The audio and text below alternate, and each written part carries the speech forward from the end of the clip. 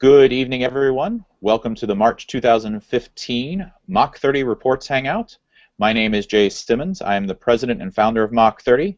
For those of you that don't know us, we're a U.S. nonprofit dedicated to hastening the advancement of humanity into a spacefaring civilization through open source hardware, sustainable leadership, and mature technology. I'm joined this evening by two Mach 30 volunteers and a fellow board member. The volunteers that are with us this evening are Aaron Harper. Say hello, Aaron. Hello. And Matt Mayer. Say hi, Matt. Hello. And our treasurer and fellow board member, Jeremy Wright, also joins us this evening. Hello, everyone.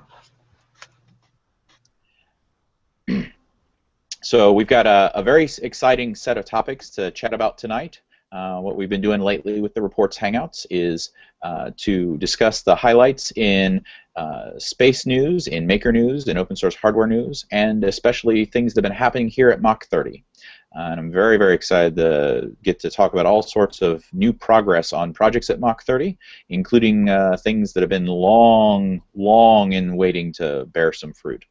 And I want to start this evening with a reminder to a shout-out that feels kind of funny for me to start the shout-out because it's about a book that I got to contribute some content to.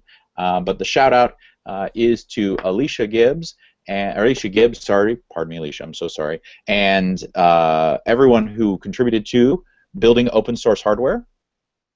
This was something we talked about at the end of year wrap-up hangout last year, but it hadn't come out yet.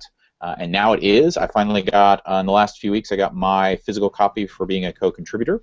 And there are two sections in there that talk about Mach 30's lessons in open source hardware, as well as a whole bunch of a fantastic book. And I know, Aaron, you were really excited when you first read it. Like, you started IMing me and posting on G+, all sorts of cool stuff about it. Oh, yeah, it's well worth the read, and it occupies a very prominent part of my tech library. I think that's a very ringing endorsement if ever I've heard one from Aaron. I think things have to fight tooth and nail for shelf space on that library. You do. What was the what were two or three things that really stood out in your mind as particularly powerful pieces of the book?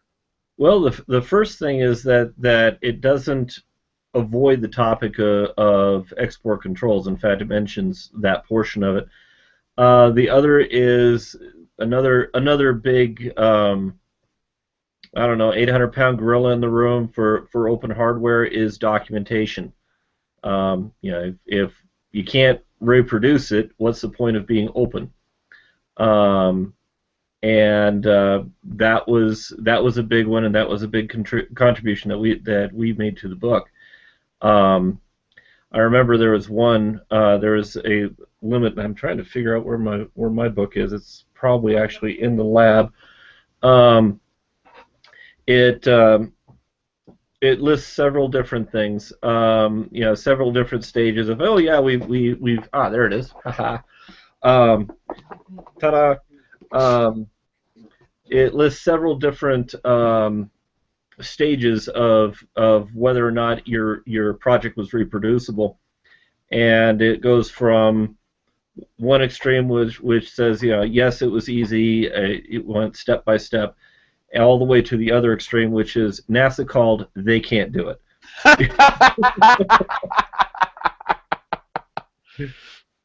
Yeah, that sort of tone, the you know, a little tongue-in-cheek to drive the points home, but generally just having all the details right there. It's an awesomely written book. Yeah, I'm very excited about the general content. I'm excited about who got to contribute to it and who was invited to contribute to it. There's many of those people are folks that I've had a chance to listen to speak or to actually meet in person at conferences. This is really a book that is written by the movers and shakers of open source hardware. I particularly like that it is aimed at opening up open source hardware to the maker community. The subtitle is DIY Manufacturing for Hackers and Makers. Yes. And if you've been listening to us talk at Mach 30 for the last few months, we've been talking about the overlap of various sub-communities that we interface with, and the open source hardware community and the maker community are something that we recognized a while ago were actually two very distinct groups, and that we try to work with them differently because they have their own cultures and their own way of working. So I thought that was kind of interesting also to see that the book is trying to be that bridge between those two circles. Yep. So there you go. So that, like I said, I was deeply honored to be asked to participate in this book, and I think the rest of the book is amazing. I'm very happy to hear what you thought about Aaron, and I look forward to more folks at Mach 30 getting to read it. Absolutely. I was looking for that one because that just, it typifies the whole thing. Yeah, absolutely, absolutely. Yeah, Alicia did an awesome job.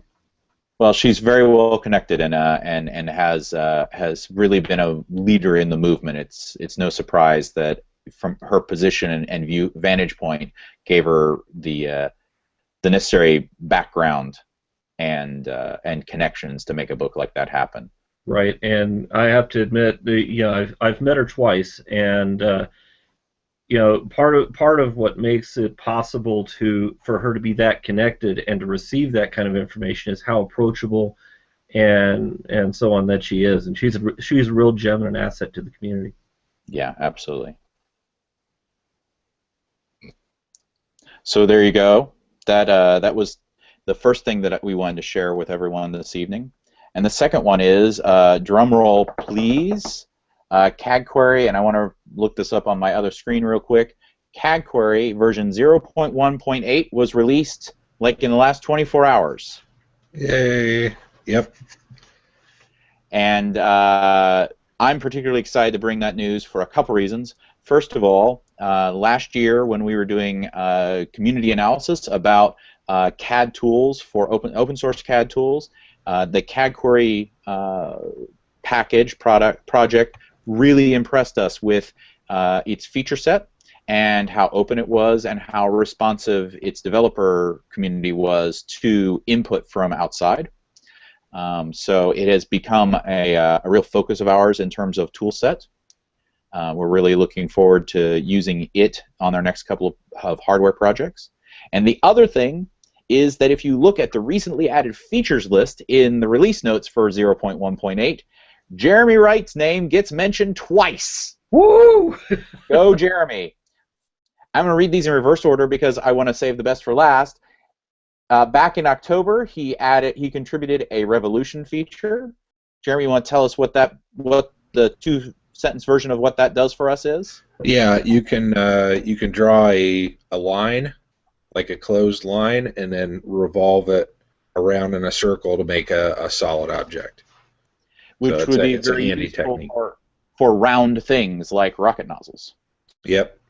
And we happen to be people that want to make rocket nozzles, so Yes, being able to very draw handy rocket for nozzles in rocket CAD is important. Yeah. So Jeremy, just for clarification, that's sort of a CAD equivalent of a lathe. Kind of. Yeah. You got the shape, and there you go. Yeah, everything gets spun around to make the solid. So that was, and in fact, if I remember correctly, that was a feature that we identified was missing from FreeCAD in order for us to be able to take advantage of it in upcoming projects. That I actually added that in direct response to Mach 30's needs. There were some other features that were added for other reasons, and other parts of the CAD Query community had identified other needs. But Mach 30, we identified that very early on because we knew we were going to have to do things like rocket nozzles and things like that. And so I made that priority to get that added. So. Awesome. So that's, and I think the important piece to me is a combination of Jeremy went and did that, woot, but that community also took that in stride, that they were very welcoming of the addition. Not all the CAD tools seem to have such open to input. um, yeah. Without going into specifics, I've had a little bit of issues with openness um, in other communities. But the creator of CAD Query, Dave Cowden, he's a really brilliant guy and has been very appreciative of contributions and very open to discussion with the community and just he really, even though he created it and built it from the ground up, he's still very open to getting help from people and getting ideas and incorporating them. So that's been really great to work with him. Awesome. The other line from the release notes that I want to point out to everyone is to me the real bang, like the real just gem here.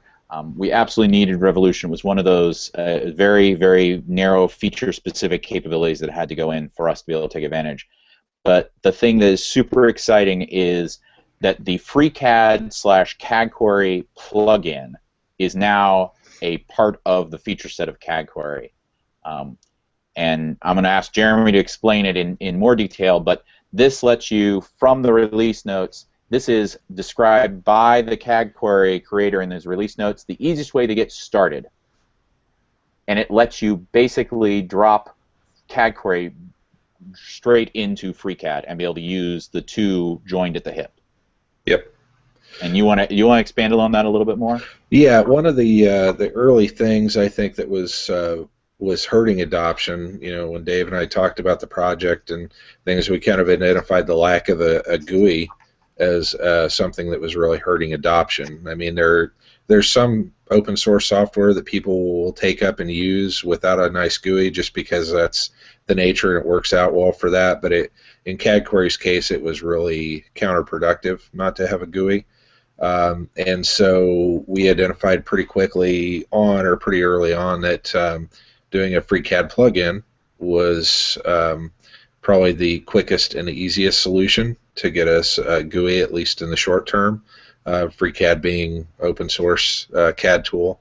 And so got to work on that. It actually went fairly smoothly, and it's actually the latest version of it was just released today as well, and it's kind of like you'll see the same version number on both of them because they kind of follow each other up the ladder. But yeah, it's I think on GitHub it had CAD Query had 13 stars, and then not long after the GUI had been released, it jumped to 40, and now it's up to like 57 or something like that. So modest numbers, but still, the community is growing. People are starting to contribute more on the forums. We've had people contribute bug fixes and configurations for things, and it's been very cool. And it's cool to be on kind of more of the ground floor of an open source project like that, and to kind of be part of it and watch it as it starts to grow. So there should be a lot more that comes out of that, especially with Mach 30's involvement in the future. Sounds like we've been busy. We have, and I was actually just talking to a personal friend of mine who asked, so what's up in Mach 30 land? And I started running through all the list of activities while we're still wrapping up annual planning work for 2015, because we're still getting our sea legs about how the new planning methodologies work.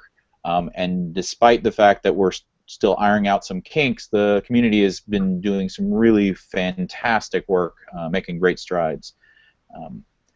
So yeah, we have been busy. I'm also super impressed with being able to plug into another community. It may be another small but growing community, but that becomes a lever for both sides, right? And that's one of the things that we talked about at Apogee, is that we want to find ways of growing our community by plugging into existing communities and being a service to them, and having them be a service back to us, and it's a long lever for both groups. And I think the the CAD Query community and the work Jeremy's done to contribute to it, and driven by Mach 30 needs, is a fine example of that. And I'm very proud of the work you've done, Jeremy. Thank you so much. Thanks. Yeah, it's at Mach 30, we're all about open source and open hardware, and not just creating it, but also tying into other communities that have tools that we need or can use, and contributing to them, so that we don't have to build everything from the ground up or reinvent the wheel. I think that's awesome, to be part of open source and open hardware, and to be able to do things like that. Yeah, and I think that having a growth path to a very sophisticated and powerful CAD tool is something that is going to be key for the open hardware community at large. Right now, a lot of projects are still in the fairly small scale. You can print all the mechanical parts that you need on a 3D printer or an automated CNC machine, and you can do all your electronics in something like KiCad or in the free levels of, was it EagleCAD, I think? I'm not an EE guy. And you can mostly get your chain to work in a way that you can share everything. But it won't be long before things start to outgrow those capabilities. And you're going to have to be able to produce finished documentation of mechanical systems that are more complicated than you can 3D print at your house. Yep. And so having something like CAD Query, I think is going to become an essential piece of that. Yeah, and I think a theme that people will really start to notice as we develop more of this tool chain, or get involved in more of the tool chain, like CAD Query, and also I'm sure there's probably an update on MTK Mathematics Toolkit coming later, but people will start to notice that the themes, like the tools, are more easy to use with a distributed team and things like that, and the tool chain is designed to decrease errors as you hand the design off from one step to the next, and things like that. Stuff that is near and dear to our hearts and required, because we are a distributed organization. We've got people all over the U.S., but also because we want to do spaceflight related things, and when you want to do that, you've got to minimize those repetitive mistakes and human error as much as possible between steps. And so I'm really excited to see how our tool chain is starting to kind of evolve from the ground up, and our philosophies are kind of getting baked in from the get-go. That's very cool. That is a very good point. That is a very good point. MTK, more news next month, I think. In terms of a specific line item, the Mathematics Toolkit is for those that don't know, is a Python-based mathematical analysis and documentation environment all in one, so that you can document as you act, which is one of our core ground rules for doing open source hardware. If you delay documentation until the end, and I think Mr. Harper can attest to this, it is infinitely harder to produce the requisite documentation to not be on the side of the scale that is, the guys from NASA called, and they don't know what you were trying to have them do. We want to be on the other end, and that requires good process and documenting while you're doing the work. And there has been progress on that, but I'm going to save diving into it in detail till next month, because my hope is that we'll have something that is actually closer to a point release that we can actually share with the world. But yes, there's been Jeremy, again, while working on CAD Query features, he has been helping me do work on that, and been making really great progress on that as well. So just all the way around, kudos on our software work this month. And yeah, I think CAD Query and MTK, just kind of a high-level view, will be like that. Yeah. And will be, I think, like we talked about, distributed tools and decreasing simple repetitive errors and stuff like that. I think it's going to be a really great thing.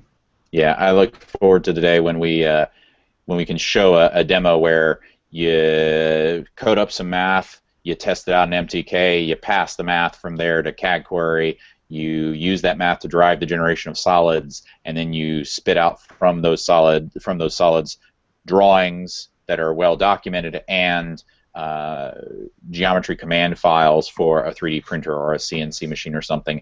You go and produce the product, the piece in question, and then you compare it to the drawings, and you go, yep, I got what I wanted. Mm-hmm. Yeah, and I think there's been some interesting discussion among the community related to those types of things, going from math to finished product and comparing it. I threw out kind of a crazy idea last week, and I know Matt jumped in on the conversation, and we had a really good discussion about that. But we do talk about that, and we think about that, and getting that end-to-end connection between the very theoretical and the very physical, and how do you make it all, match up, and how do you make it work, and make sure that everything's going to fit, and that your rocket's not going to blow up, or because you missed a tolerance somewhere, or so exciting times. Absolutely, absolutely. So I think I'm gonna wrap that thread up. Again, very, very excited about the announcement about CAD Query. Kudos and congratulations to the what's the developer's name again? The creator, I forget. I'm sorry. Dave Cowden. Dave. Dave. One, I'm sorry, I forgot your name when he said it like 5 minutes ago. Sorry. And two, big congratulations to Dave, the entire community of users and supporters, and again to Jeremy for getting two major contributions noted in the release notes for 0.1.8. And I look forward to downloading FreeCAD and CAD Query and trying it out real soon. I'm getting my first 3D printer, and I intend to generate all of my custom designed components in that tool chain and eat our own dog food. Yeah, and if there's anybody listening or watching this video, contact us in the comments section, or get a hold of us on Google Plus or Twitter if you're interested in seeing any of this stuff, or talking about it, or trying it out, and we'll set you up. Absolutely, absolutely. And with that, I want to turn to what is probably the most exciting news of the month. It has, right now, it's mostly potential energy. There's been a lot of work done, and it's pushing something uphill enough that we can roll it down and have a very exciting bit of progress. But it's still mostly potential. So I'm super excited, but we are far from done with this. So the next 5 or 10 minutes, you're going to hear probably a bunch of us go, ooh, ooh, ooh, this could, this could, this could. And that's super awesome, but stay tuned for what actually happened. And that is, drum roll please, Aaron Harper, with support from Matt Mayer, two key volunteers in the Export Controls Task Force. ECTF is an ITAR, and the other acronyms that go with export controls are 4-letter words in our opinion in most days. So it's very hard work that they're doing, and Aaron has been approaching things from a slightly different tack lately and making headway in an area where we have been hitting our head against the wall. Aaron has had a breakthrough, and I'm going to let him tell you all about it. So Aaron, take it away. Well, recently some things have changed in export controls. This happened between November and the end of last year. A lot of things, including the parts that had to do with spaceflight that aren't specifically covered under the Missile Technology Control Regime, moved from ITAR, which is run by the State Department, to Commerce Department's Export Authorization List, or the CCL, Commerce Control List. Now, we need to go. And you'll hear that referred to, you'll hear the regulation referred to as EAR, E-A-R. Right. We need to go over a brief overview of export controls and how it actually works in this country. Export controls is handled primarily by 3 federal agencies. The first one being the State Department, which runs MTCR and ITAR. ITAR was the 800-pound gorilla in the room, because you break that, you end up facing jail time and 6- and 7-figure fines. And the other thing is, it is viral in a way that would make the GPL jealous. Yeah. The second one is the EAR, which is administered under Department of Commerce, Bureau of Industry and Security, and later on I'll call them BIS as a shortened form. These cover dual-use items, things that you can use in a military or a government setting, which you really don't want to share with the bad guys, and the things that are used in industry. And to back up for just a second, to be clear, the reason export controls exist, while deeply frustrating to those of us that want to publish rocket designs, is because there are technologies that we would be deeply uncomfortable if, as Aaron so eloquently put it, the bad guys got a hold of, because we don't want them lobbing, for example,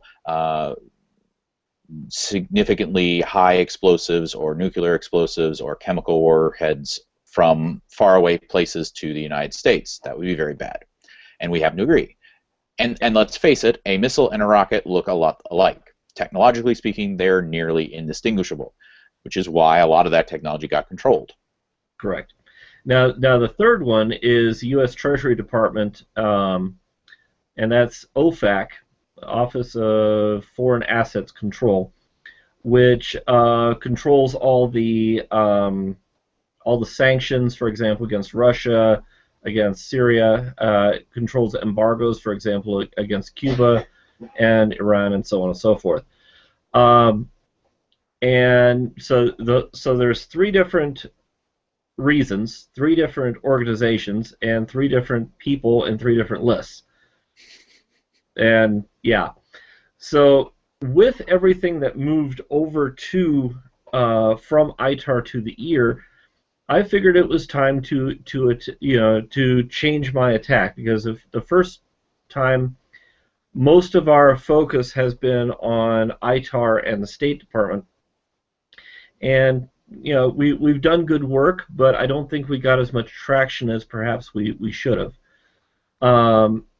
But with things moving, I decided to try our luck, and besides that, in my day job, I had opportunity to build an object which required, according to the current rules as they are understood, I would have to get an export license in order to open source the design, and then only to specific people.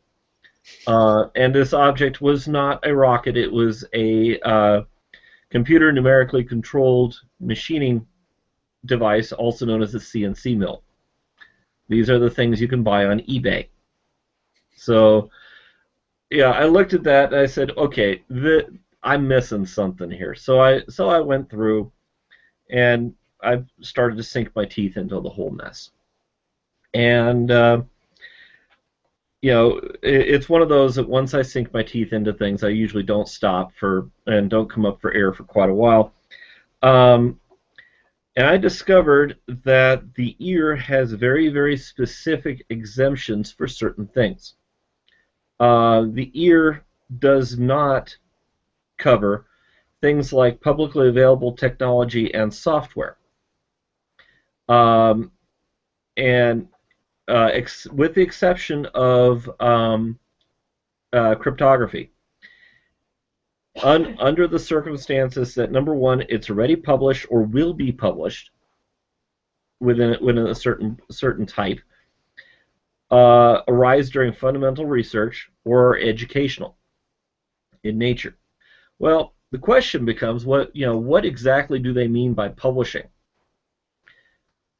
Funny thing, putting it on a website is publishing.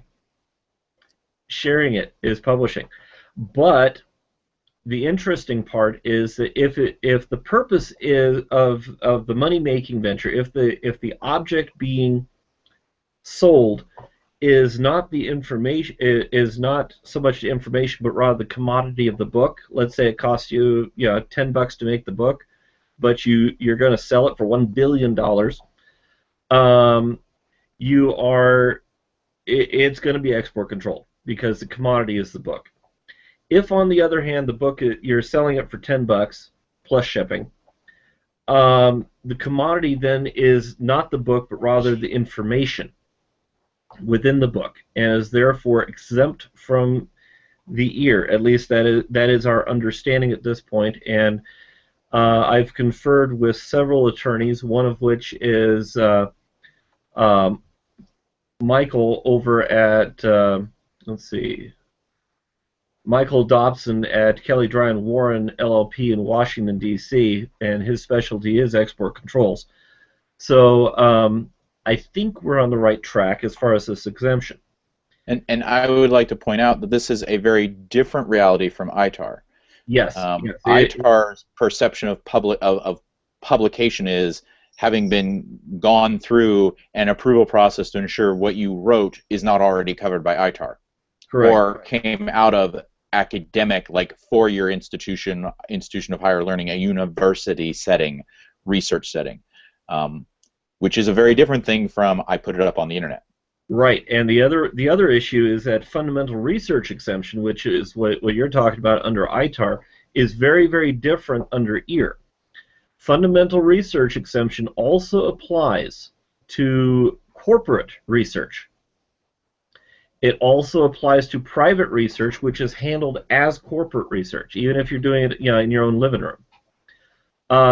The interesting part, though, happens when you have a look at the section 734 of the EAR. Basically, it all boils down to 4 requirements to be exempt from the EAR.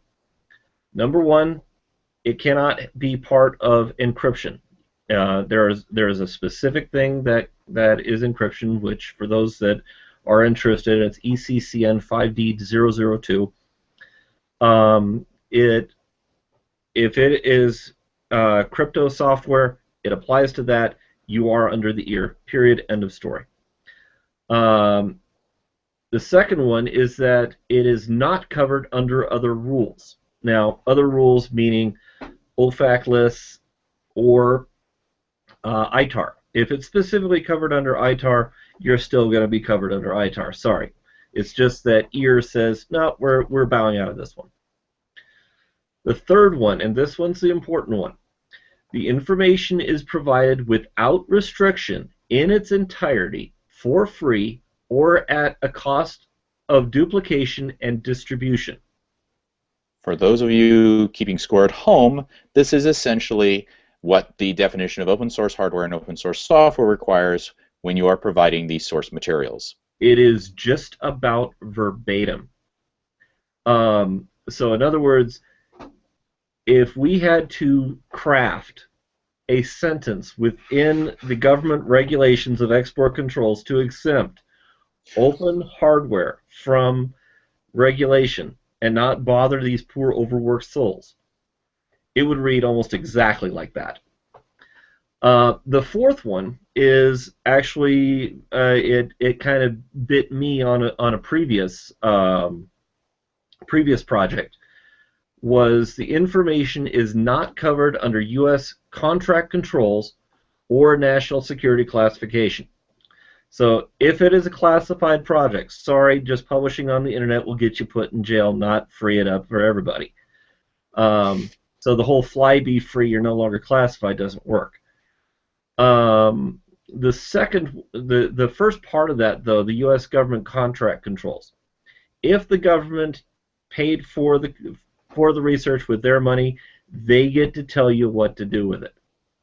It's that simple. Just to be clear, Aaron, you did not get bitten because you published classified information. I just want to make sure we're clear about that. The men in black are not about to come knocking on the door. Yeah, thank you, Jerry. No, I did not. I did not publish classified information. I was trying to open source a spacesuit that had been prepared under a DARPA contract and tried to work it through this exemption. And when DARPA paid the money to have the research done, it was under ITAR, so it's not covered under Part 734. Number one, and number two, DARPA said no, and they're the ones that spend the money. So there you go. But the exciting part of this is that if it's not encryption software, if it's not under ITAR or OFAC rules, and if it is provided within the open source, open hardware definition, and if it's not a government contract or classified, if I'm reading this correctly, and a couple of lawyers have looked over my shoulder and say, yea, verily, I think you're right, every open hardware project on the planet may be in the clear. Now, I say maybe. For ear. For ear. Now, I say maybe because we have not gotten a response back yet. In fact, we haven't. They've invited me to produce what they call an advisory opinion, which basically means we write this up and we ask them, okay, does this mean what I think it means? And it's of course a little more complicated than that, but the truth of the matter is, is this what you meant to say? At which point in time I look at it and say, yeah, that's exactly what we meant to say. Or, are you kidding me? No. But either, it's such a close connection that provided without restriction in its entirety for free or cost of duplication is so close to the open hardware and open source software definitions that I cannot imagine that we're misunderstanding anything here. At this point in time, the advisory opinion will probably go out either third or fourth week of this month, and we should hear back typically within 2 weeks. That's fast. Let's hear it for Commerce's response rate. Commerce, and by the way, I want to do a little shout out to Department of Commerce. First of all, their website does not suck. I cannot say the same thing for other U.S. government websites. Secondly, Mary in the Western Field Office has been awesome. And again, a very low-key statement from Aaron that is, in fact, ginormous praise. Well, yes, exactly, and especially in dealing with the U.S. government. She's been reachable. She's done due diligence where I've asked her to look into something where something was unclear. She is on top of it, and she is well informed in what she does. I have nothing but praise for that woman or the department itself. It's been great. Speaking of other departments and other export controls, Michael over in DC, the export controller, Michael Dobson, and I were talking about some of the other ones. Now, ITAR, there's nothing to do for it. ITAR is ITAR, and unless you get a variance from the U.S. State Department, you follow those guidelines, or else you die horribly. On the other hand, the ones in the U.S. Treasury Department, the OFAC lists, these are the lists of people that, for example, have been buying things for other nations. We've all seen what is that? The one where Nicolas Cage, the movie where Nicolas Cage is the arms dealer. Yeah. I can't think of God of War or something like Lord of War or something like that. Something like that. Lord of War or something. That's it. He would, for example, because of his dealings, he would be on the OFAC, one of the people on the OFAC list for selling technology to other folks. And it doesn't matter how many potatoes you put in the what do you call it, in the overseas container. The list contains people. The list contains organizations. The list contains countries that are banned from U.S. companies cannot sell to them or deal with them in any substantial way, which kind of puts a crimp on things if you're trying to put something on the internet, because they call it the World Wide Web for a reason. So my horror, once I found this, I said, okay, where's the holes in this logic? my horror was to get clear of ear, be absolutely fine with ITAR, and then all of a sudden the server logs show a download from Syria. And I've got U.S. Treasury Department and Secret Service beating on my door. And I was coming at it from the standpoint of, okay, I don't have control over who sees this. You know, it should be the ISP's fault.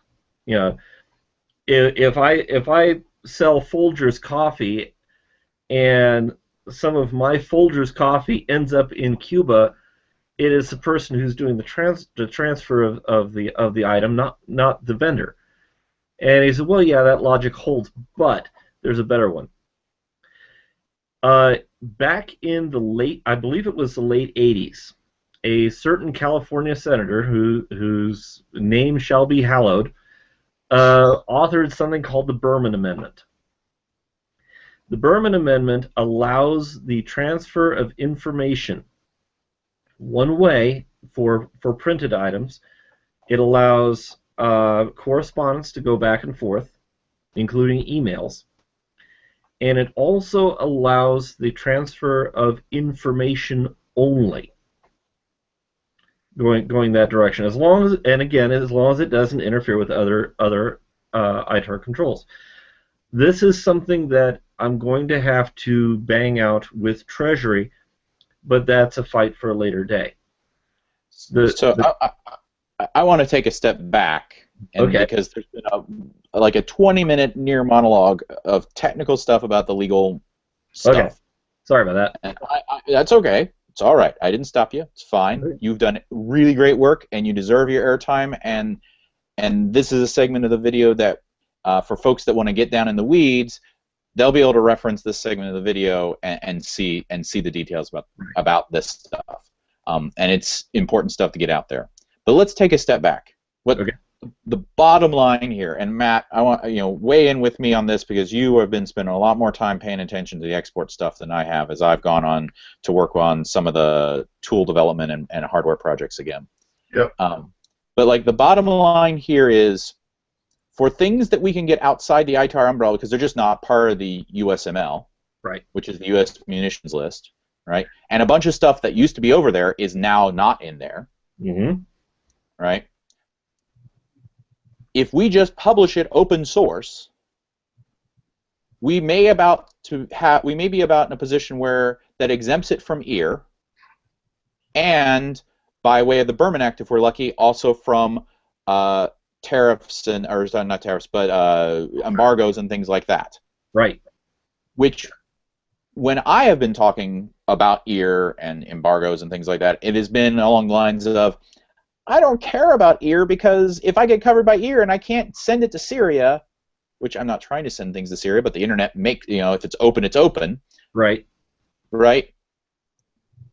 If I can't send it to Syria, I can't, I have to wall it up just as much as I would with ITAR. Exactly. This changes that behavior pattern from, if it's outside of ITAR and I publish it, I'm good. Exactly. Right. This is what Aaron's put together is really exciting, because if the combination works, if we're right about these exceptions and exemptions and whatnot, not only does it mean that the law already says we can do open source work, but it also creates a strong foundation for a case for expanding exceptions for open source work. Because if one law says, well, information is fine, even to parties you normally would be restricted dealing with, pure information is okay. And if another one says, well, all these technical topics are okay as well, as long as you're not charging for it, and as long as it's open and it's shared with everybody, if those exceptions are already in the law, and they've been there for a long time, that creates a really strong foundation for example, arguing that ITAR should be interpreted a little bit more loosely when it comes to sharing technical information for free. Like, for example, PPE, like protective equipment for space travel, is in the USML, but it's to save your life kind of protective equipment. It's not a weapon.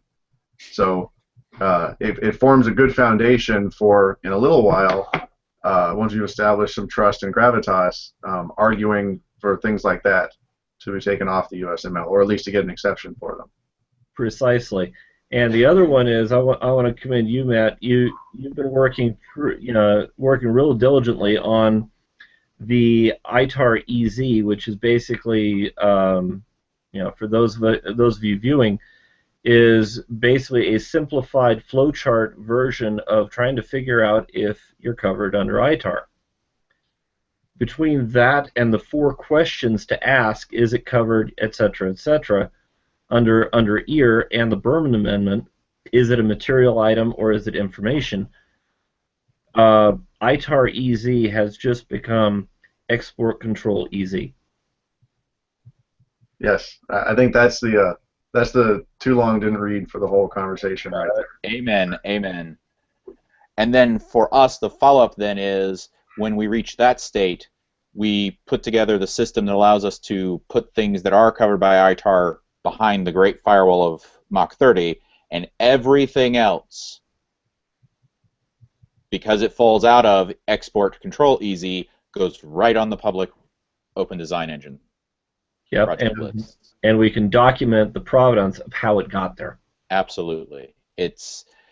There's still, like I said at the beginning, there's a bunch of ifs here, but we are getting very early positive signs from people that know more about this than we do, and we have partners in terms of building good relationships in the government and with experts to give us a solid foundation upon which to build those bridges and to make progress.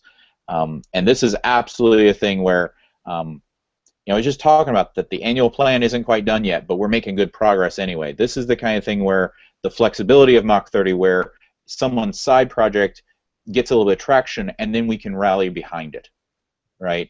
This would not have happened if Aaron hadn't gone, I know that ear business, and it's still going to be a controlled thing, I'm still going to look at it anyway. And then finds out it might not be controlled, and then all of a sudden it's game on. Yep. So, very exciting work. I love the idea of the synergy of this work with it. If it is an ITAR and it passes these other couple of easy tests, then it is an EC'd, and having an EC easy. And I love the idea of promoting for the entire community this idea of, if you're not on the USML or the MTCR, it might just be possible to not get controlled. That's cool. Yeah. I would love to go to this year's Open Source Hardware Summit and say, so we came 2 years ago and we said, EC, it's a problem, and that we were working on it. Guess what? It's still a problem, but we've made it a smaller one than it was when we got here. Yep. And it'd be kind of nice to go there and say, yeah, we reported on the problem, we're in the process of solving it, and this is the progress we made. Absolutely. So, great work. Aaron for jump-starting it and leading the charge, and Matt for laying all the great foundation and supporting that work. Thank you very much, both of you guys. I couldn't, again, like I said to Jeremy, I couldn't be more proud of people that are affiliated with Mach 30 and the impact they're having on the movement. And to be able to say I know you guys and call you friends. So thank you very much. Oh, yeah. Yep. Well, here. And I think at that point we've had a very, very exciting almost hour, so I think I'm going to go ahead and wrap things up. I want to thank again Aaron Harper and Matt Mayer, our volunteers, and Jeremy Wright, fellow board member and treasurer of Mach 30, for joining me tonight. This has been the March 2015 Reports Hangout. If you like the stuff you saw tonight, be sure to follow us. There are buttons and things that click down here to follow us, to like us, and all that. Go find us on other social media channels. We're on Twitter, we're on Facebook, we're on Google+. Obviously, this is a Hangout. Please visit us at mach30.org, and please click the donation link in the top corner of the website to show your support financially, or join us at one of our Hangouts to volunteer. Send us a note and say, hey, I want to help out. You don't have to be a rocket scientist to work on this. We just spent, I think, a solid hour talking about not rocket science. Right? We talked about open source hardware, books. Although I do want to do a quick shout out again. If you look closely, there's a satellite and a rocket on the cover. So open source spaceflight is a thing in the world of the open source hardware book. I'm super excited about that. But we talked about books and open source hardware processes. We talked about software development to support open source hardware, and we talked about legal and policy stuff. Nary an equation of rocket science was in this hangout, which is not to say we don't also do cool rocket sciencey things, but you don't have to be a rocket scientist to contribute to our efforts. So please join us. We are only as strong as the community of people that work with us. So again, thank you all very, very much for joining me.